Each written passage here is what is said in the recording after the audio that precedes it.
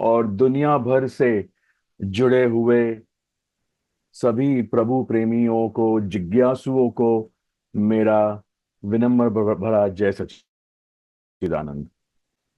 इन आप में से काफी लोग काफी चार्ज हुए होंगे, क्योंकि काफी लोग ने महाराज जी का बर्थडे सेलिब्रेशन अटेंड किया होगा। हमने वर्चुअल देखा, इसके लिए हम भी वर्चुअली प्रेम नगर आश्रम पहुंच गए हैं। और बहुत ही भव्य दिख रहा था और बहुत ही अद्भुत दृश्य था। और जो लोग वहां उपस्थित थे खुद, उनके उनकी खुशी का तो उनकी खुशी की जो सीमा ही नहीं होगी।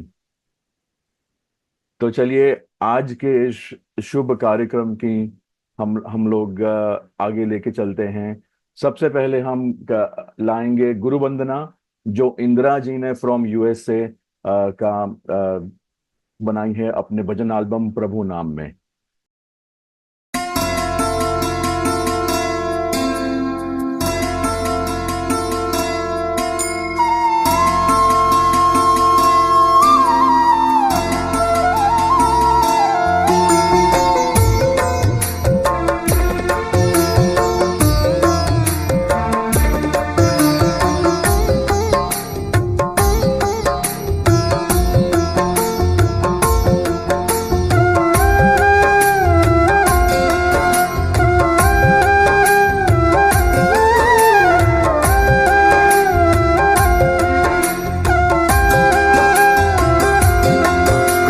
चरण कमल बलिहारी रे, प्रभु चरण कमल बलिहारी रे। मेरे मन की दुविधा तारी रे, मेरे मन की दुविधा तारी रे।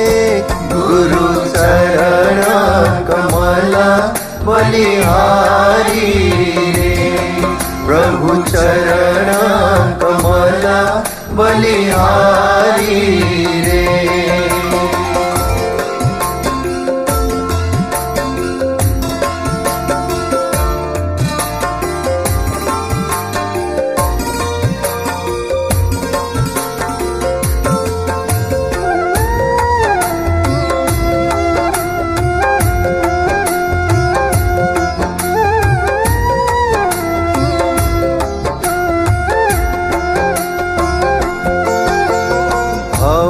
सागर में नीर अपारा, भव सागर में नीर अपारा।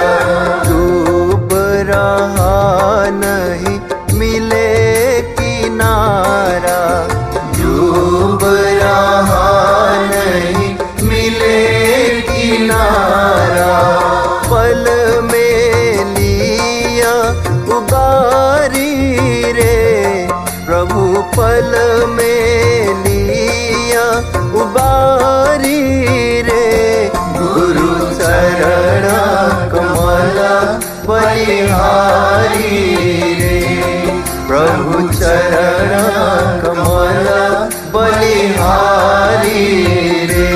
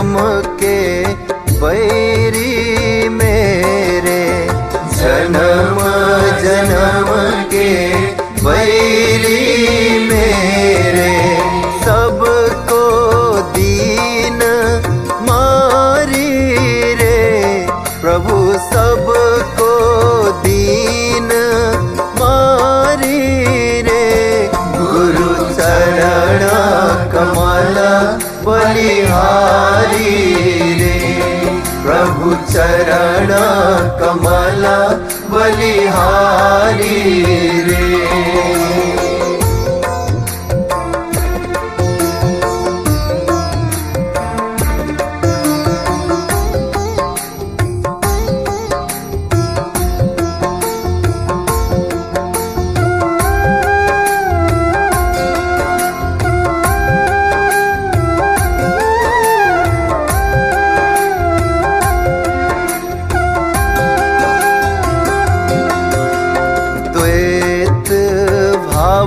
सब दूर कराया द्वैत भाव सब दूर कराया।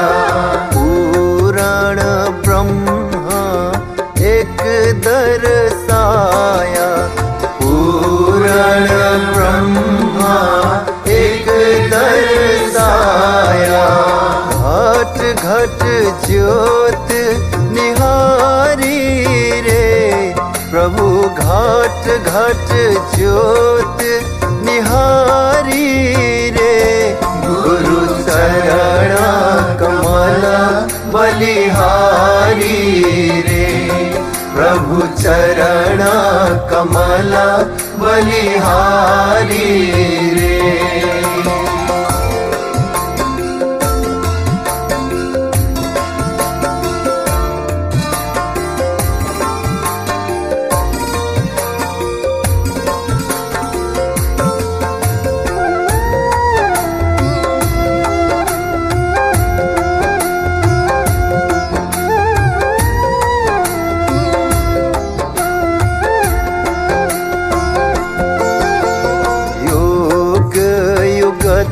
गुरु देव बताए योग युगत गुरु देव बताए।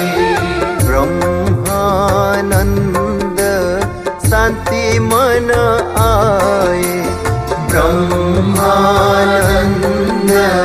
शांति मन आए।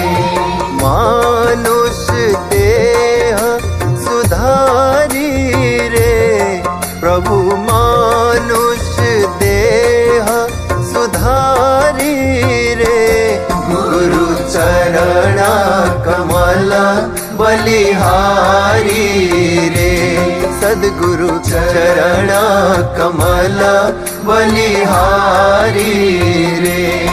मेरे मन की दुविधा टारी रे मेरे मन की दुविधा टारी रे गुरु चरण कमल बलिहारी रे प्रभु चरण कमल बलिहारी रे गुरु चरण कमल बलिहारी रे।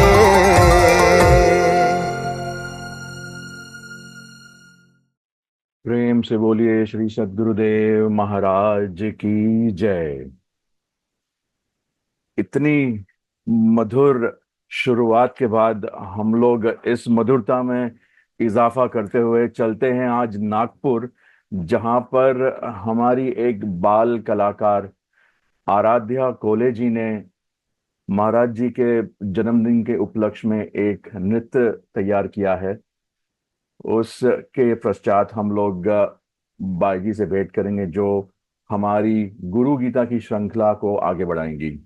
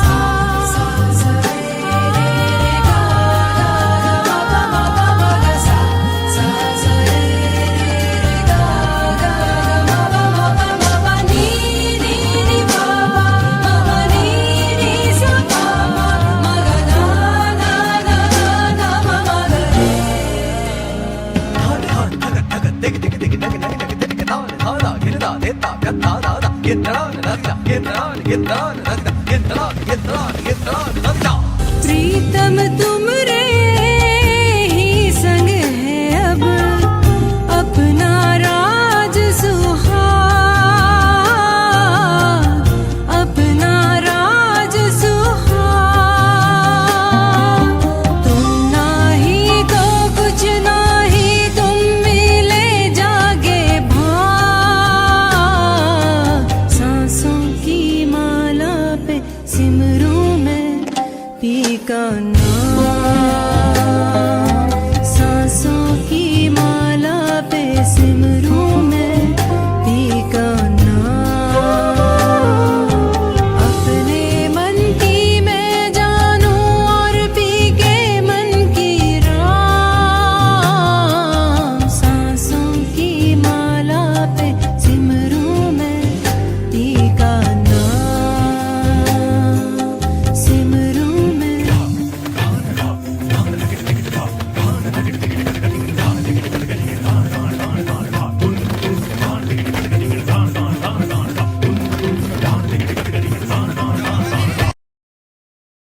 आराध्या जी का बहुत बहुत शुक्रिया, जिन्होंने इतना सुंदर नृत्य हमारे सामने पेश किया। इसी के साथ हम लोग गुरु महाराज जी को एक और बार फिर बिलेटेड हैप्पी बर्थडे कहते हैं और चलते हैं दिल्ली, जहां पर धरनी बाई जी हमें गुरु गीता की श्रृंखला में आगे ले जाएंगी। धरनी बाई जी, जय सच्चिदानंद। वंदे बोधमयं नित्यं गुरुं शङ्कररूपिणं। यमाश्रितो हि वक्रोऽपि चन्द्रः सर्वत्र वन्द्यते। अज्ञानतिमिरान्धस्य ज्ञानाञ्जनशलाकया चक्षुः उन्मीलितं येन तस्मै श्रीगुरवे नमः, तस्मै श्रीगुरवे नमः।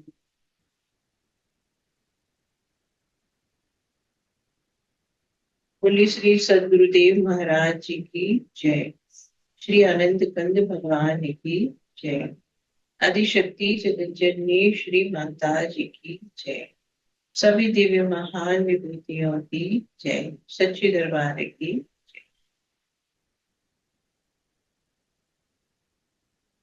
श्री गुरु महाराज जी के चरण सरोज की छत्र छाया में हम और आप सब श्री गुरु गीता की श्रृंखला में आज 7th एपिसोड में आगे बढ़ेंगे।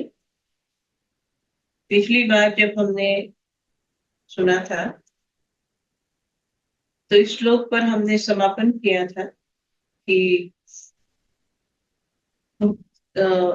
मुक्ति और भोग दोनों को देने वाले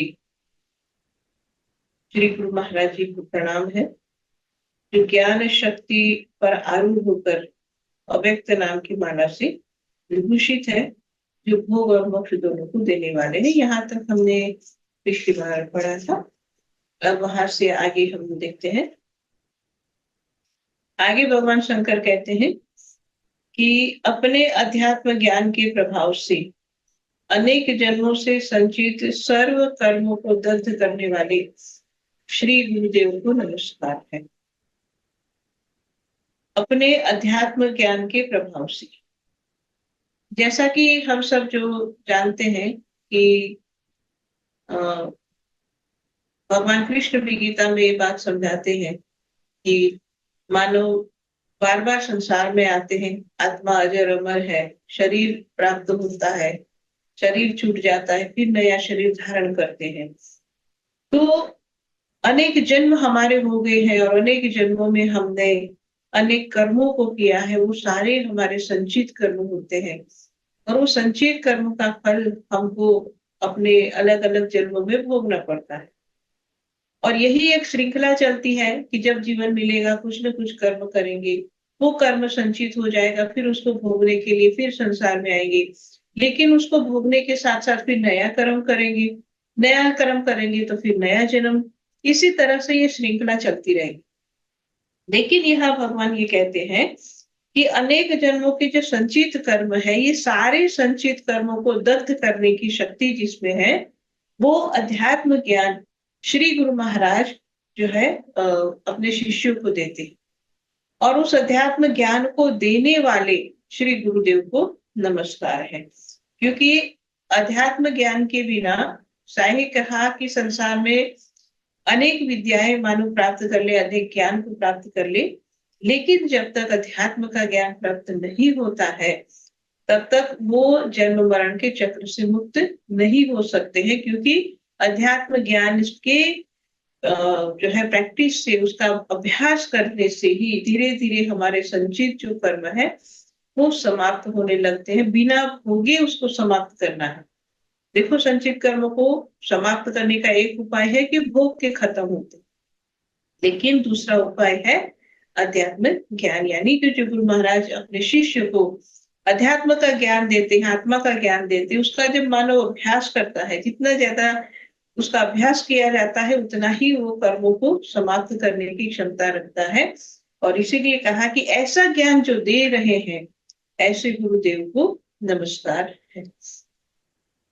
आगे कहा कि श्री गुरुदेव से बढ़कर कोई तत्व नहीं है, श्री गुरु की सेवा से बढ़कर कोई तप नहीं है, तत्व ज्ञान से बढ़कर दूसरा कोई तत्व नहीं है, ऐसे श्री गुरुदेव को नमस्कार है। तो पहली बात यहाँ भगवान ये कहते हैं कि गुरु से बढ़कर कोई तत्व नहीं है। तत्व का अर्थ होता है कि जो जिससे संसार बनता है। और गुरु को यहाँ पर निर्गुण रूप में बताया जा रहा है कि निर्गुण रूप में जो गुरु है उसी से सो संसार का निर्माण होता है। इसलिए कहा कि गुरु से बढ़कर कोई तत्व नहीं है और श्री गुरु की सेवा से बढ़कर कोई तप नहीं। अब वैसे तो तप हम सबको यही पता है, जैसा हमारी कल्पना में आता है, जैसा हमने बहुत सुना है कथाओं में, उसमें हमको यही समझ में आता है कि तप का अर्थ होता है कि कोई जंगल में चला गया, एक पैर से खड़ा हो गया, या एक हाथ उठा करके खड़े हो गए, या अनेक तरह से अपने शरीर को कष्ट देते हुए इसने एक स्थान पर स्थिर रह करके जो कार्य किया, हम उसको तप कहते हैं। तप का अर्थ होता है तपाना।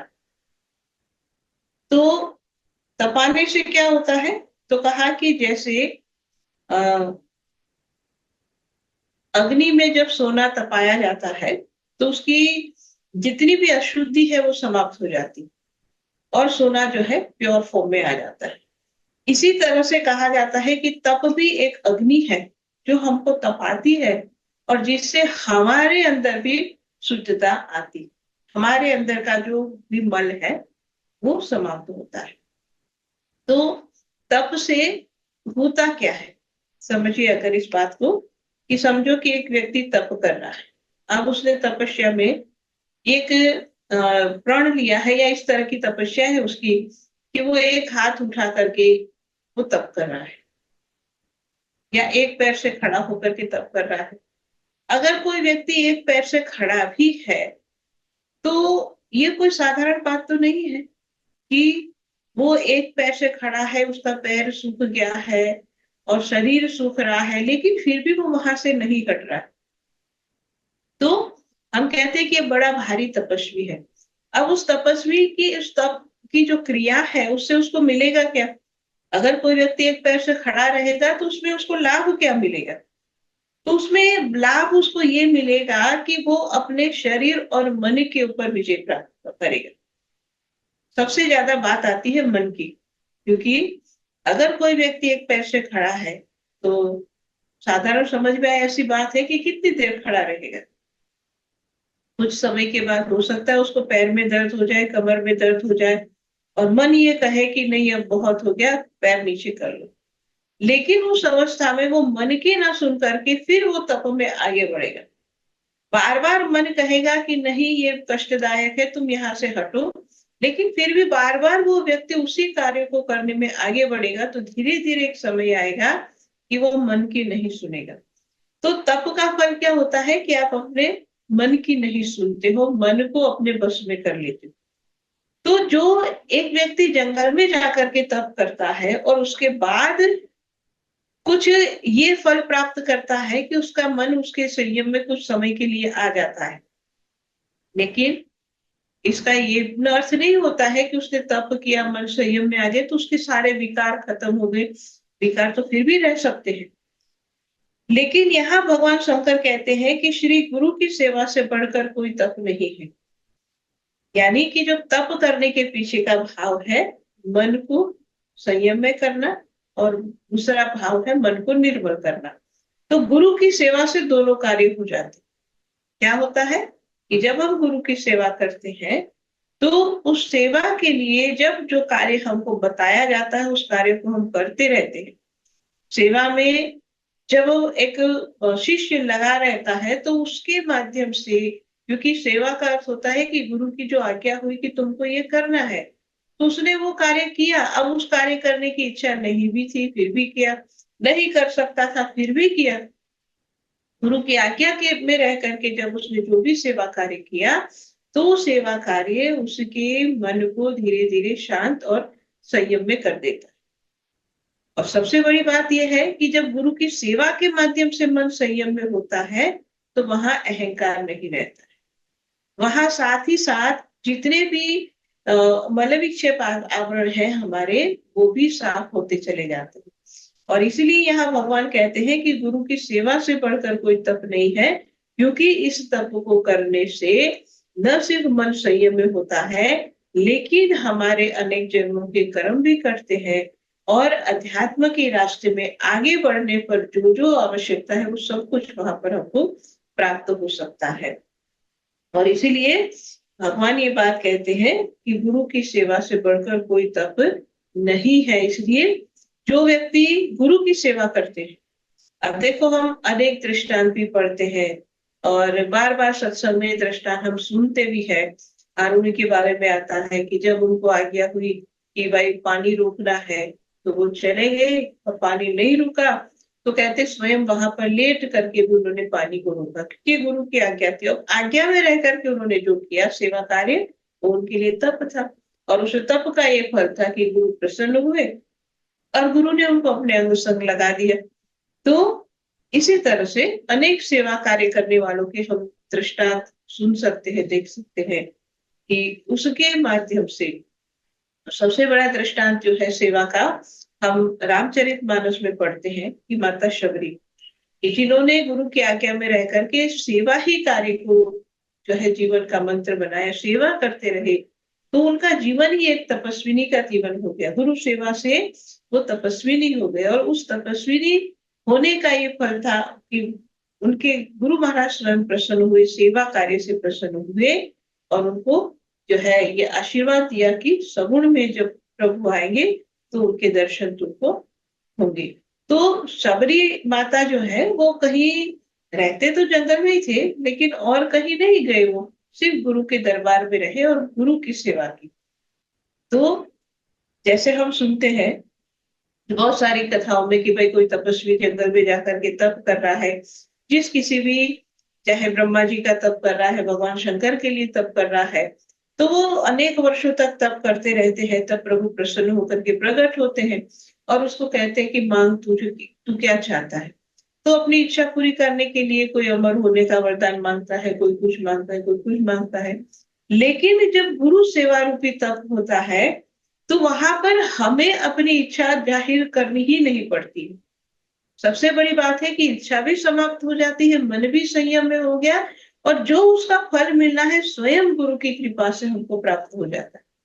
इसीलिए भगवान कहते हैं कि गुरु की सेवा से बढ़कर कोई तप नहीं है। और ये तप जो करता है, गुरु सेवा रूपी जो तप करता है, तो कहते हैं कि ऐसे भक्त को, ऐसे शिष्य को स्वयं गुरु के आशीर्वाद से अध्यात्म की बड़ी बहुत ऊंचाइयां प्राप्त होती है।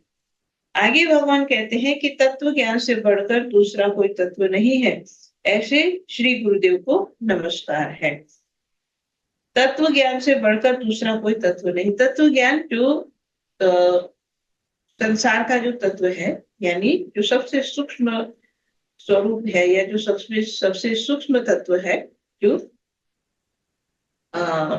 अणु से भी सूक्ष्म कह सकते हैं, और वो है प्रकाश।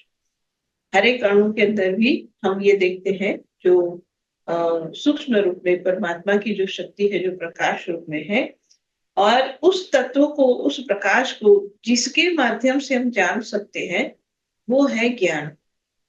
और इसलिए उसको तत्व ज्ञान भी कहा जाता है, उसको अध्यात्म का ज्ञान भी कहा जाता है।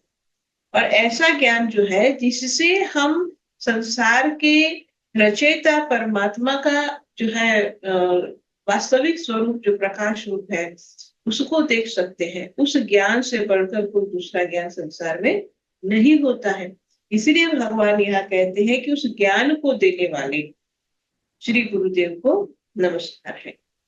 और ये बात जब समझ में आती है कि गुरु सेवा ही सबसे बड़ी चीज है और गुरु के माध्यम से प्राप्त हुआ ज्ञान ही सबसे जो है श्रेष्ठ ज्ञान है, ये बात जब समझ में आती है, तब आगे के श्लोक में भगवान कहते हैं कि मेरे सदगुरु स्वामी सबके स्वामी है, मेरे गुरुदेव तीनों लोकों के गुरु है, वही मेरी आत्मा है, वही सर्वव्यापी सबकी आत्मा है।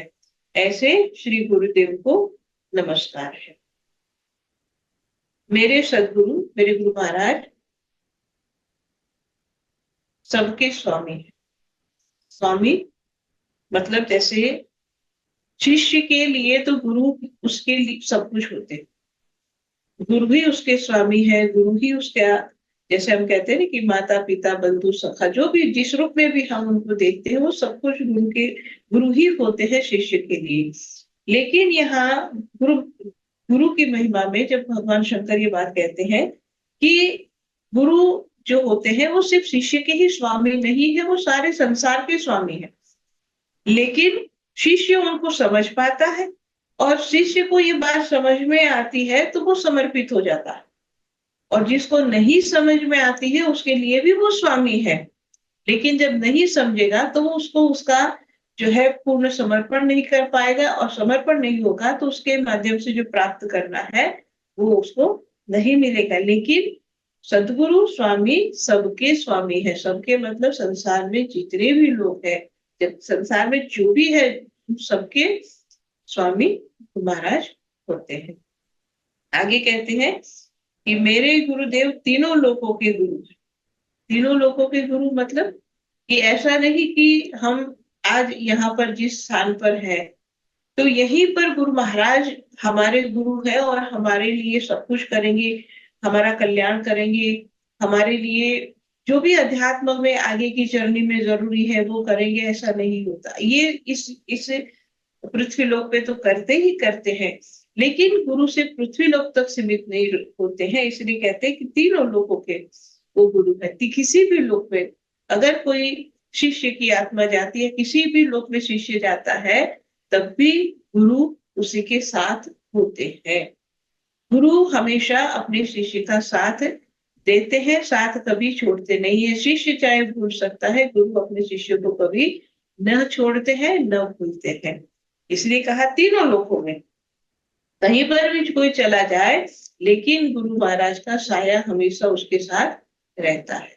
इसलिए कहा कि मेरे गुरुदेव तीनों लोकों के गुरु है, वे ही मेरी आत्मा है और वे ही सर्वव्यापी सबकी आत्मा है, वे ही मेरी आत्मा है। तो यहाँ पर हम गुरु के निर्गुण रूप की चर्चा सुन रहे हैं कि हमारे शरीर को प्राण और शरीर को जीवन देने की जो शक्ति रखते हैं वो है हमारा आत्म तत्व, वो आत्म तत्व। और इसीलिए जब हम गीता शास्त्र में भी पढ़ते हैं, वहां भी गुरु और शिष्य का संवाद है। भगवान कृष्ण गुरु है और अर्जुन उनके शिष्य हैं। और उस समय गुरु शिष्य के संवाद में भी भगवान कृष्ण अर्जुन से कहते हैं कि हे अर्जुन, मैं ही सब प्राणियों की हृदय में आत्मा के रूप में रहता हूँ। तो गुरु का एक निर्गुण स्वरूप जो हमारी आत्मा है, और सगुण स्वरूप जिनको हम अपने बाह्य नेत्रों से, अपने दोनों आंखों से जिनको हम दर्शन कर सकते हैं, देख सकते हैं, वो सगुण स्वरूप है। लेकिन निर्गुण रूप में हमारी आत्मा में गुरु का वास है, या तो कह सकते हैं कि हमारी आत्मा ही गुरु है। और इसीलिए इस बात को कब समझ सकता है मानो, कि जब वो अध्यात्म ज्ञान को प्राप्त करके और उसका अभ्यास करेगा अपने अंतर जगत में जाकर के, जब उस वास्तविक रूप को देखेगा, तब उसको ये समझ में आएगा कि मेरे गुरु ही मेरी आत्मा के अंदर है और मेरी आत्मा ही मेरा गुरु है। और इसीलिए जब तक ये अनुभव नहीं होता, जब तक आप खुद अपने अंदर में इसको नहीं जानते, तब तक ये कोई ये कह दे, अक्सर लोग कहते हैं कि गुरु करने की क्या आवश्यकता है, आपकी आत्मा ही आपकी गुरु है। लेकिन आत्मा ही गुरु है, जब तक आत्मा को जानेगी नहीं तब तक कैसे समझ में आएगा। और आत्मा तक पहुंचने के लिए तो पहले सगुण में गुरु महाराज की आवश्यकता होती ही होती है। बिना गुरु के शरण में गए, बिना गुरु से आत्मज्ञान प्राप्त किए कोई भी आत्म तत्व को नहीं जान सकता। और जब तक आत्म तत्व नहीं जाना तब तक वो आत्मा आपके गुरु नहीं हो सकती। इसलिए बहुत सारी जगह ये बात कही जाती है कि गुरु की क्या आवश्यकता है, आपकी आत्मा ही आपकी गुरु। बात सही है, आत्मा ही गुरु है, लेकिन भाई उसमें कनेक्शन तो करना पड़ेगा, उसके साथ जुड़ना तो पड़ेगा। जब तक जुड़ेंगे नहीं तब तक कैसे काम चलेगा। इसीलिए भगवान शंकर भी कहते हैं कि वो मेरी आत्मा है ऐसा नहीं, वो सर्वव्यापक है, वो सबकी आत्मा है। गुरु सबकी आत्मा है, एक मेरी ही आत्मा के रूप में नहीं है, वो सर्वव्यापक है। यानी सारे संसार में जितने भी भूत प्राणी, उन सभी भूत प्राणियों में जो आत्म तत्व निहित है, वो आत्म तत्व कुछ और नहीं लेकिन निर्गुण रूप में गुरु ही होते हैं। और इसलिए भगवान कहते हैं कि ऐसे श्री गुरुदेव को नमस्कार है। आगे कहते हैं कि ध्यान का मूल आधार श्री गुरु की मूर्ति है, पूजा का मूल आधार श्री गुरु के चरण है, मंत्र का मूल श्री गुरु के वाक्य है और मोक्ष का मूल श्री गुरु की कृपा है। ध्यान का मूल आधार श्री गुरु की मूर्ति। मूर्ति का अर्थ होता है मूर्त स्वरूप। मूर्त स्वरूप यानी कि सगुण में जो गुरु महाराज है वो। ध्यान का मूल आधार सगुण गुरु महाराज क्यों है? क्योंकि जब तक सगुण गुरु की शरण में नहीं जाएंगे, सगुण गुरु की कृपा नहीं होगी, और जब तक सगुण गुरु की कृपा से ज्ञान को प्राप्त नहीं करेंगे तब तक ध्यान कैसे करेंगे। बिना गुरु के तो ज्ञान नहीं है और बिना ज्ञान के ध्यान कैसे कर पाएंगे। तो ध्यान करना है तो बिना गुरु के ये कार्य हो ही नहीं सकता है। और इसीलिए कहा कि ध्यान का मूल आधार श्री गुरु की मूर्ति यानी मूर्त स्वरूप। तो यहाँ जो ये बात है उसको दो रूप में बताई या समझी जा सकती है कि पहली तो बात यह है कि गुरु के बिना ज्ञान नहीं है, इसलिए सगुण गुरु ही ध्यान का मूल है। अगर सगुण गुरु की प्राप्ति नहीं हुई तो हम ध्यान नहीं कर सकते। इसके साथ साथ ये भी है कि जब हम ध्यान करते हैं, जब गुरु महाराज की कृपा से ज्ञान की प्राप्ति हो गई और जब हम ध्यान करते हैं तो ध्यान में जब हम बैठते हैं तो ध्यान ये निर्गुण जो है स्वरूप जो है गुरु महाराज का, उसका ध्यान होता है। लेकिन निर्गुण स्वरूप के ध्यान से पहले जब हम ध्यान में बैठते हैं उस समय भी अगर पहले हम सगुण का ध्यान करते हैं और तब निर्गुण के ध्यान में प्रवेश करते हैं तो ये बहुत अच्छा अनुभव होता है, बहुत अच्छी तरह से हम अनुभव प्राप्त करते हैं। और इसीलिए ये भी बताया जाता है कि जब कभी भी भजन साधना करनी है, ध्यान में बैठना है, तो जैसे आप आंख बंद करके बैठते हैं, सबसे पहले गुरु महाराज जो सगुण रूप में है, सगुण में गुरु महाराज जी का सबसे पहले ध्यान करें, उनके चरणों का ध्यान करें और उसके बाद जो निर्गुण के ध्यान की विधि गुरु महाराज ने सिखाई उस विधि में हम आगे बढ़े। तो ये एक बहुत अच्छा जो है तरीका है। इस तरह से ध्यान जो है बहुत अच्छी तरह से हम कर सकते हैं, क्योंकि जब ध्यान की शुरुआत में सगुण गुरु महाराज का हम ध्यान करते हैं और उनको विजुलाइज करते हैं तो एक तरह से हमको ये अपने आप से अपने मन को हम ये समझा देते हैं कि भाई इधर उधर तुझे भागना नहीं है, गुरु महाराज यहीं पर है। सगुण में गुरु महाराज मेरे साथ ही है, इसलिए तू इधर उधर मत भागना, ध्यान करने बैठे है तो ध्यान ही करना। तो ये भी एक अलग रूप में मन को समझाने का तरीका है। लेकिन यहाँ जो भगवान शंकर कहना चाहते हैं वो ये है कि बिना गुरु के ज्ञान नहीं है और बिना ज्ञान के ध्यान नहीं है। इसलिए ध्यान का मूल है गुरु का मूर्त स्वरूप यानी सगुण गुरु। पूजा का मूल है श्री गुरु के चरण। श्री गुरु महाराज जी के जो चरण कमल है हमेशा हम उसी की पूजा होगी। गुरु महाराज जी के चरणों की पूजा वैसे तो गुरु की पूजा जब हम करते हैं तो हमेशा हमको पता है कि गुरु महाराज जी की जो चरण पादुका है ये गुरु महाराज जी के चरण है।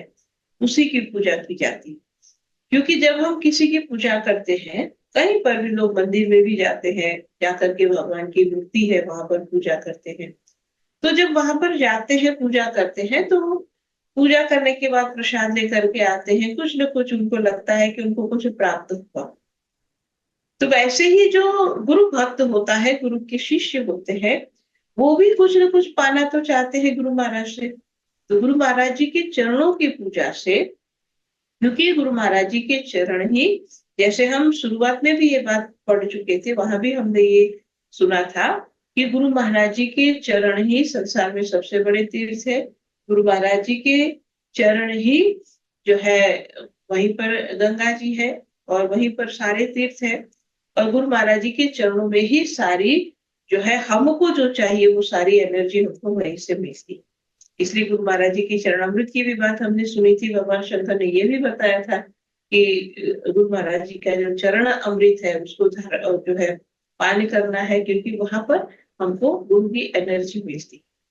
तो गुरु महाराज जी के चरणों की पूजा से हम वो आध्यात्मिक शक्ति का लाभ प्राप्त करते हैं जो एक गुरु अपने शिष्य को देना चाहते हैं, क्योंकि उनके चरणों से ही जो है एनर्जी का प्रवाह हो रहा है जो हमें चाहिए होता है। इसलिए गुरु महाराज जी के चरणों की पूजा की जाती है। और इसलिए कहा कि एक शिष्य के लिए पूजा किसकी होती है, पूजा किसकी करते हैं, तो कहते हैं चरणों की। इसलिए कहा कि पूजा का मूल गुरु के चरण है, मंत्र का मूल गुरु के वाक्य है। मंत्र का मूल गुरु के वाक्य है, यानी जो गुरु महाराज के मुख से निकले हुए वचन है, चाहे वो हमारे लिए कोई आज्ञा हो, चाहे गुरु महाराज जी के मुखारविंद से निकला हुआ सत्संग की वाणी हो, जो हम सुनते हैं वो गुरु महाराज से के मुखारविंद से निकले हुए शब्द ही हमारे मन को बांधने के लिए काफी।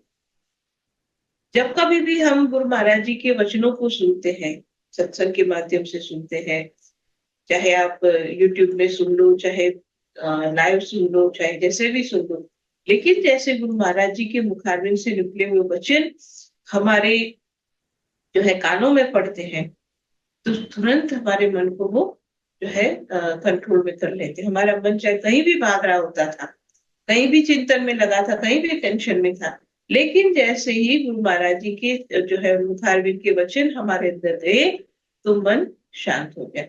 तो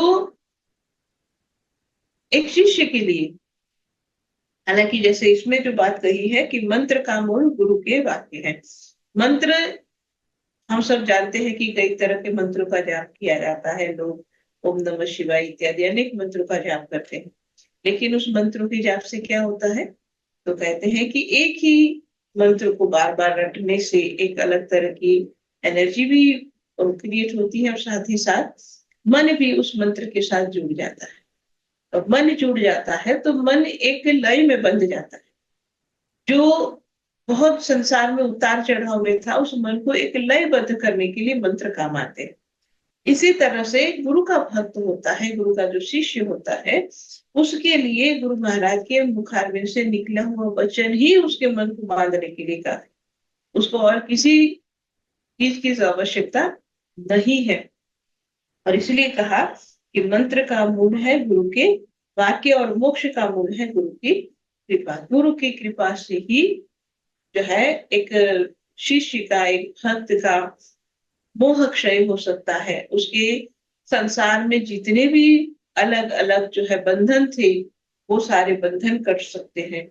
और इसीलिए कहा कि गुरु की कृपा ही और एक शिष्य के लिए काफी है उसके बंधनों को काटने के लिए। गुरु कृपा से ही ये संभव होता है और कोई दूसरा उपाय भी नहीं है। और इसलिए संत ब्रह्मानंद जी कहते हैं कि ऐसी करी गुरुदेव दया, मेरा मोह का बंधन तोड़ दिया। गुरु की कृपा से ही मोह भी क्षय होता है। गुरु की कृपा से ही जितने भी जो हमारे मन की अलग अलग गांठें बंधी हुई है, गांठें भी खत्म होती है। जहां जहां हमने अपने मन को बांध के रखा है, वहां वहां से मन को मुक्त करते हैं गुरु महाराज।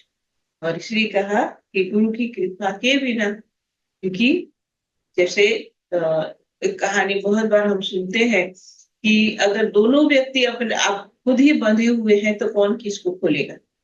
ऐसे ही जब हम संसार में अपने संचित कर्मों के माध्यम से और बहुत सारे ऐसे हमने जो है बंधन खुद के लिए बना के रखे, तो जब खुद बंधा है तो अपने आप को कैसे खोलेगा। जो व्यक्ति खुद बंधा है उसको तो जो दूसरा व्यक्ति जो बंधन मुक्त है वही तो खोल सकता है। तो ऐसे ही हम सब भी संसार के अंदर बंधे हुए हैं, तो हमको यहाँ से कौन खोलेगा, कौन मुक्त कराएगा, कि जो मुक्त है। और संसार में मुक्त कौन है, गुरु महाराज है। इसलिए कहा कि गुरु की कृपा होती है तब हमारे बंधन भी खुलते हैं और हम ये सारे बंधनों से मुक्त होकर के मोह का क्षय करके मोक्ष की प्राप्ति कर पाते हैं। आगे कहा कि श्री गुरुदेव आदि है, अनादि है और श्री गुरुदेव ही परम देवता है। श्री गुरुदेव से परे कुछ भी नहीं है, ऐसे श्री गुरुदेव को नमस्कार है। गुरु आदि है, अनादि है और परम देवता है। आदि अनादि का अर्थ होता है न जिसका शुरू है न जिसका कोई अंत है। और परम देवता का अर्थ होता है जो सबसे सुप्रीम। परम का अर्थ होता है सुप्रीम, जो सबसे सुप्रीम है, उनके ऊपर कोई नहीं है, वो सुप्रीम है। वो कौन है, गुरु। और आगे कहा कि श्री गुरुदेव से परे कुछ भी नहीं है, ऐसे श्री गुरुदेव को नमस्कार है। गुरुदेव से परे मतलब उनके ऊपर कोई नहीं है, वो सबसे सुप्रीम है, ऐसे गुरुदेव को नमस्कार है। आगे कहा कि श्री गुरुदेव के चरणों तक के एक बिंदु के 1000वें अंश में जो पुण्य फल प्राप्त होता है वो सप्त सागर पर्यंत समस्त तीर्थों में स्नान करने पर भी दुर्लभ है। मतलब कि सारे संसार में जितने भी तीर्थ है, सारे तीर्थों में अगर कोई जा करके भ्रमण करके और तीर्थ का भ्रमण करेंगे, स्नान करेंगे, सब कुछ करेंगे, खूब समय लगाएंगे, खूब जो है अपनी मेहनत करेंगे, उतना करने पर भी वो नहीं मिलेगा जो गुरु महाराज के चरणामृत से प्राप्त होगा। और वो भी क्या बताया है कि उस चरणामृत के एक बिंदु के 1000वें अंश ने, पूरा एक ड्रॉप भी नहीं, एक ड्रॉप का 1000वां अंश, इतना छोटा सा एक बिंदु का भी 1000वां अंश कितना छोटा सा होता है, उसके अंदर इतना पावर है कि इतना हमको फल मिलेगा उस चरणामृत से जो संसार के तीर्थों में भ्रमण करके भी नहीं मिलेगा। क्यों ऐसा कहा जाता है, क्योंकि जब कोई व्यक्ति संसार में भ्रमण करेगा, पुराने समय में हम क्या सुनते थे कि हमेशा लोग भ्रमण करते थे तो क्या होता था कि अलग अलग जगह जाएंगे, तीर्थों में जाएंगे, तो उस समय क्या होता था कि भाई चलो कोई साधु संत का दर्शन हुआ, उनका सानिध्य मिला, उनसे कोई ज्ञान की प्राप्ति हुई, कोई और किसी तीर्थ में चले गए, वहां किसी ऋषि का या किसी कोई मुनि की जो है चरणों की सेवा मिली, उनसे कुछ अच्छी बात सुनने को मिली। तो ऐसे लोग भ्रमण करते करते बहुत सारी बातें सीखते थे। लेकिन जो आप इतना कुछ भ्रमण करके भी नहीं सीख पाओगे, वो गुरु महाराज जी के चरणों की कृपा से सहज में प्राप्त हो जाएगा। इसलिए कहा कि गुरु महाराज जी का चरणोदक है, गुरु महाराज जी का जो चरणामृत है उसके अंदर इतनी शक्ति। क्यों, क्योंकि जो गुरु महाराज जी का चरणामृत है उसी के अंदर गुरु महाराज जी की ही तो एनर्जी, और क्योंकि गुरु महाराज सर्वव्यापी है और इसीलिए उसका पान करने से हमको कहते हैं कि जो संसार में सबसे दुर्लभ है वो फल भी प्राप्त होता है। आगे भगवान कहते हैं कि हरि के रुष्ट होने पर गुरु रक्षा करते हैं, परंतु गुरु के रुष्ट होने पर कोई भी रक्षा नहीं कर सकता। इसलिए समस्त प्रयत्नों के द्वारा श्री गुरुदेव की शरण ही ग्रहण करनी चाहिए। हरि के रुष्ट होने पर गुरु रक्षा करते हैं, यानी कि भगवान विष्णु किसी से रुष्ट हो जाए, हरि रुष्ट हो जाए। रुष्ट होने पर क्या होता है कि भाई किसी तरह से और श्राप मिल जाएगा, और या जहां है वहां से पतन हो जाएगा, उच्च योनि से नीच योनि में आ जाएंगे। रुष्ट होने पर तो यही सब होगा, उनके जो है क्रोध अग्नि का जो है भोग बनना पड़ेगा। लेकिन कहा कि हरि चाहे किसी भी रूप में रुष्ट हो गए, चाहे वो श्राप भी दे सकते, चाहे उच्च योनि से नीचे भी गिरा दे, चाहे किसी भी रूप में वो प्रताड़ित करे, लेकिन अगर वो शिष्य या वो व्यक्ति गुरु की शरण में चला जाता, गुरु की शरणागत हो जाता है, तो कहा कि गुरु तो रक्षा कर देंगे, अगर हरि रूठ गए तो गुरु बचा लेंगे। और इसलिए जो हमेशा ये कहा जाता है कि गुरु को प्रसन्न रखना, इसलिए कहा कि हरि रूठ गए तो गुरु रक्षा करते, लेकिन गुरु रूठ गए तो हरि नहीं बचा सकते हैं। तो यहाँ पर जो समझाया जा रहा है, बताया जा रहा है, वो बात क्या है कि हरि से अगर बचाना है तो गुरु महाराज बचा लेंगे, लेकिन अगर गुरु से ही हम विमुख हो गए तो संसार में कोई बचाने वाला नहीं है।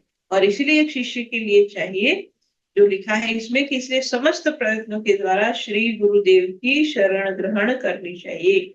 श्री गुरुदेव के चरणों में ही रहना है, उनके चरणों में मन रखना है और उनको प्रसन्न रखना है, उन्हीं की आज्ञा में रहना है, क्योंकि वहां पर जो रक्षा होगी, वहां पर जो सुरक्षा होगी, वो इतनी जो है जिसको कहते हैं अभेद्य किला होगा, कि जहां पर कोई देवी देवता का श्राप या स्वयं यमराज भी जहां पर नहीं पहुंच सकते, ऐसा कहा जाता है।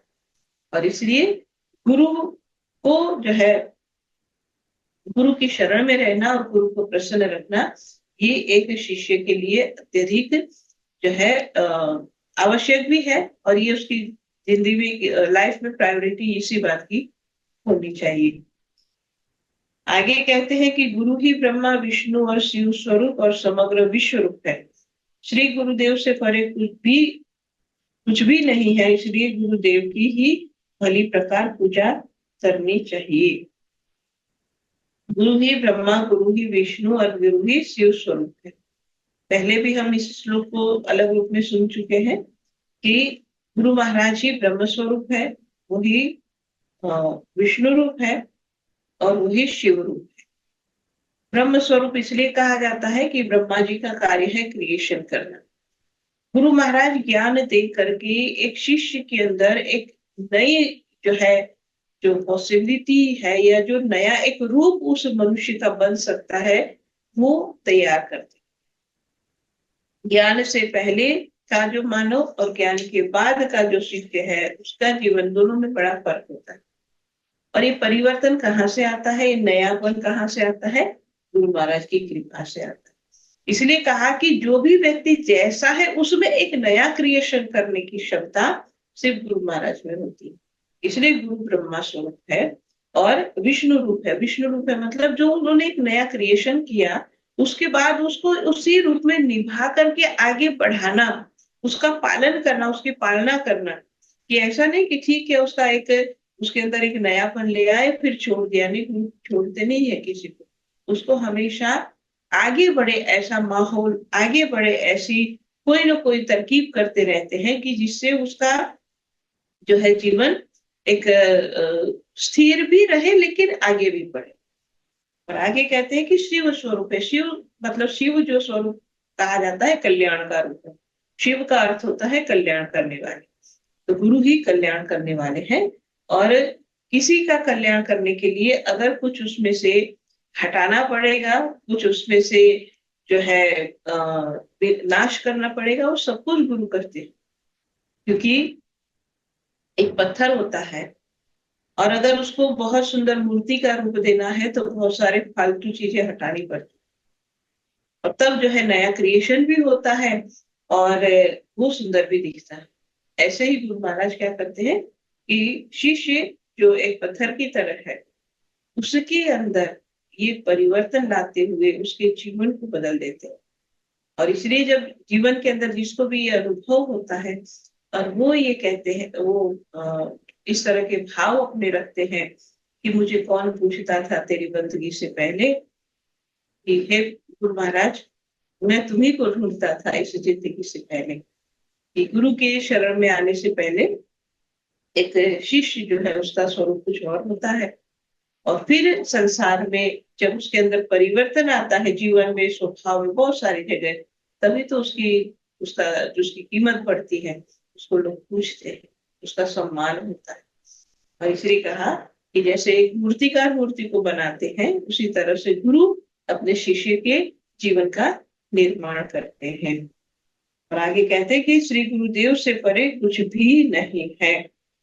श्री गुरुदेव से परे मतलब जहां भी जो भी है सब कुछ गुरु महाराज। उनसे अलग कुछ है ही नहीं संसार में। और इसीलिए जो अनुभव जब प्राप्त करते हैं जो शिष्य अपने जीवन के अंदर, उसको यही समझ में आता है कि जिधर भी देखो, जहां भी देखो, जहां भी मैं दृष्टि करूं, जिससे भी मिलूं, जहां भी देखो, सब जगह गुरु महाराज का ही नजारा दिखता है, क्योंकि उनसे परे, उनसे अलग कुछ है ही नहीं है। इसीलिए कहा कि ऐसे गुरुदेव की भली प्रकार पूजा करनी चाहिए। गुरु महाराज जी की चरणों का पूजन, गुरु महाराज जी की पूजा अच्छी तरह से करनी चाहिए। आगे कहा कि गुरु की भक्ति से ज्ञान विज्ञान सहित परमात्मा का बोध प्राप्त होता है। गुरुदेव से श्रेष्ठ कुछ भी नहीं है, इसलिए गुरु भक्तों को गुरु का ही ध्यान करना चाहिए। गुरु की भक्ति से ज्ञान विज्ञान सहित परमात्मा का बोध प्राप्त होता है। ज्ञान विज्ञान सहित मतलब कि जैसे विज्ञान का मतलब क्या होता है, विज्ञान किसको हम कहते हैं आज के समय में, कहते हैं साइंस के, जिसको हम कहते हैं। तो क्या होता है उसमें, कोई भी चीज को ऐसे नहीं मान लेते हैं, उसके पीछे कोई ना कोई कारण होता है, उस कारण को जानने की कोशिश करते हैं, भाई ऐसा क्यों हुआ। अब जब उस कारण को समझते हैं तब उस बात को मानते हैं। ऐसे ही ज्ञान विज्ञान सहित मतलब कि गुरु महाराज की कृपा से जब ज्ञान प्राप्त होता है, उसमें आगे बढ़ते हैं, तो वो जो कुछ भी हमारे अंदर घटित होता है उसको हम भली प्रकार कारण सहित समझ पाते हैं। जो भी हो रहा है संसार में, ऐसे नहीं कि भाई कहने के लिए कह दिया तो मानने के लिए मान लिया, नहीं, मानने के लिए मानने की बात नहीं रहती है। वहां पर खुद रियलाइज करके उसको गहराई से समझा जाता है, और जहां गहराई से समझा जाता है तब फिर वहां पर कोई कंफ्यूजन भी नहीं रहता है, कोई डाउट भी नहीं रहता। और इसलिए विज्ञान सहित जब हम ज्ञान को समझते हैं, प्राप्त करते हैं, तो वहां पर बहुत ही दृढ़ता से हम उसमें आगे बढ़ते हैं। और इसीलिए कहा कि गुरु की भक्ति से ही ये संभव, गुरु भक्ति से ही हम जिस राह पर चल रहे हैं उसमें हर एक बात क्यों हुई, कैसे हुई, ये समझ में आ जाती। और जब ये समझ में आ जाता है तो फिर कोई सवाल संशय रहता नहीं है। इसलिए कहा गुरुदेव से श्रेष्ठ कुछ भी नहीं है। गुरु भक्तों को गुरु का ही ध्यान करना चाहिए, गुरु का ही ध्यान निर्गुण रूप में भी और सगुण रूप में भी। जैसे अभी हमने बात की कि ध्यान में जब बैठते हैं पहले सगुण में गुरु महाराज का ध्यान करते हैं और उसके बाद में निर्गुण स्वरूप का हम ध्यान करते हैं। इसलिए कहा कि गुरु का ही ध्यान करना, और किसी का ध्यान वैसे और किसी का हो भी नहीं सकता है। नेति नेति कहकर श्रुति ने बताया है कि गुरु से श्रेष्ठ कुछ भी नहीं है, इसीलिए मन और वचन से सदा श्री गुरुदेव की आराधना करनी चाहिए। श्रुतियों ने भी नेति नेति कह करके गुरु की महिमा गाते हुए उसको छोड़ दिया कि भाई अंत नहीं है। कितना भी कहेंगे कि गुरु महाराज की महिमा गाई जाए, लेकिन कहा कि इसका कोई अंत नहीं है, क्योंकि गुरु से बढ़कर श्रेष्ठ संसार में कुछ भी नहीं है। और इसलिए श्रुतियों ने भी छोड़ दिया नेति नेति, न इति न इति। नेति का अर्थ होता है न इति, इति मतलब समापन, न समाप्त, न इति मतलब इतना ही नहीं है, बहुत कुछ है अभी, और भी बहुत कुछ। इसलिए मन और वचन से सदा गुरुदेव की ही आराधना करनी चाहिए, मन से भी और वचन से भी, दोनों रूप में। क्योंकि कभी कभी वचन में होता है और मन में नहीं होता, कभी वचन में बहुत सारी बातें आ जाती है लेकिन मन तक वो बात नहीं जाती है ना। पहले भी कभी कभी किसी सत्संग में हमने इस बात पर चर्चा की थी कि वचन में तो बहुत कुछ हो जाता है, हमारे वचनों में आ जाता है कि गुरु महाराज मेरे लिए सब कुछ है, तो ये वो माता पिता बंधु सखा सब कुछ, ये बातें आ जाती है। लेकिन वो जो बातें हैं मन तक, मन में नहीं रहती, मन पर उसकी इम्प्रिंट नहीं बनी होती। और इसलिए कहा मन और वचन दोनों से भी, वचन सिर्फ नहीं रहनी चाहिए, वो बात मन के अंदर भी अच्छे से उसके अंदर उसकी जो है इम्प्रिंट बननी चाहिए कि जो हम कह रहे हैं वास्तव में वो ही हमारे मन के अंदर भी है। ब्रह्मा विष्णु सदाशिव आदि भी केवल मात्र गुरु सेवा और गुरु के प्रसाद से सृष्टि आदि कार्यों में समर्थ है। तो यहाँ ये बताया जा रहा है कि ब्रह्मा विष्णु महेश जो तीन देव है, ये भी जो कुछ भी कर पा रहे हैं वो गुरु की सेवा और गुरु के प्रसाद से, गुरु चरणों की सेवा से और उनके प्रसाद से ही जो भी कर पा रहे हैं वो समर्थ है उसको करने के लिए। अब यहाँ ये बात समझनी है कि गुरु का प्रसाद क्या है और गुरु सेवा क्या है ब्रह्मा विष्णु महेश के लिए, क्योंकि यहाँ पर गुरु सेवा या गुरु का जो प्रसाद है वो ध्यान के रूप में बताया जाएगा, क्योंकि भगवान ब्रह्मदेव को भी सृष्टि निर्माण से पहले ज्ञान की प्राप्ति कराई गई थी। भगवान विष्णु तो है ही है ज्ञान की मूल, और सदाशिव भगवान शंकर भी ध्यान करते हैं, वो भी ज्ञान को जानते हैं। इसलिए ये तीनों ही जो कुछ भी संसार में कर पा रहे हैं, क्रिएशन से लेकर के संहार तक जो जो जिसकी ड्यूटी है जो कर पा रहे हैं वो ध्यान के बल से कर पा रहे हैं। तो अपने अंदर में निर्गुण में गुरु है, उनकी सेवा से ये तीनों देवता संसार के कार्य को कर पा रहे हैं।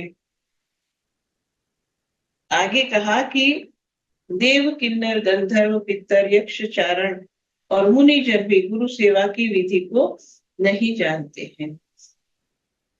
ये जितनी भी अलग अलग योनियां बताई गई है कि देव किन्नर गंधर्व ये चारण मुनि जो भी है गुरु सेवा की विधि को नहीं जानते हैं। गुरु सेवा की विधि क्या होती है?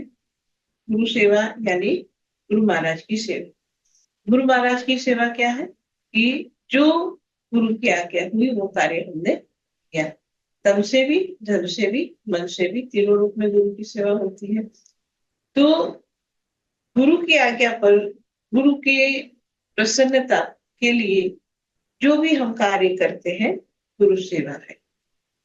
लेकिन यहाँ कहा कि देव भी नहीं जानते गुरु सेवा कैसे करेंगे, और गंधर्व भी नहीं जानते गुरु सेवा कैसे, मतलब कि जो दूसरी योनि में इस पृथ्वी लोक से अलग जो स्थान है जहां पर ये निवास करते हैं वहां पर रहते हैं, लेकिन गुरु की सेवा को पूर्ण रूप से विधि विधान से वो नहीं जानते हैं। नहीं जानते हैं मतलब कि उनको ये शायद मौका नहीं है। जो पृथ्वी लोक पर हम सबको मौका है वो इन सबको, देवता किन्नर गंधर्व पितृ यक्ष, इन सबको ये मौका नहीं है। निर्गुण की शायद आराधना कर भी ले, लेकिन सगुण की सेवा उनको जो है उनके लिए सुलभ नहीं है। तो इसीलिए भगवान शंकर ये बात समझाते हैं कि गुरु की सेवा और गुरु की जो है भक्ति और गुरु की पूजा, यही एक शिष्य के जीवन का मंत्र होना चाहिए। यही एक शिष्य के जीवन में हमेशा लगातार होते रहना चाहिए, गुरु सेवा, गुरु भक्ति और गुरु की पूजा। ये जब तक हमारे जीवन में है, डेली लाइफ में, रोज हर रोज के जीवन में जो भी हम कर रहे इसमें ये तीनों चीज बराबर चल रही है, तो फिर उस शिष्य के लिए कोई जो है कोई भी कार्य संसार में दुर्लभ नहीं रहता है। तो यहाँ पर जो है आज के इस अध्याय को हम विराम देते हैं, आज के इस एपिसोड को हम विराम देते हैं। अगली बार यहाँ से आगे के जो श्लोक है उसको हम पढ़ेंगे। बोलिए श्री सद्गुरुदेव महाराज जी की जय। आनंद कंद भगवान की जय। बोलिए आनंद कंद भगवान की जय। महात्मा धरणी भाई जी का बहुत बहुत धन्यवाद, जिन्होंने दिल्ली में रहकर हमें इस श्रृंखला में आगे बढ़ने का मौका दिया, और बहुत ही सुंदर सत्संग था।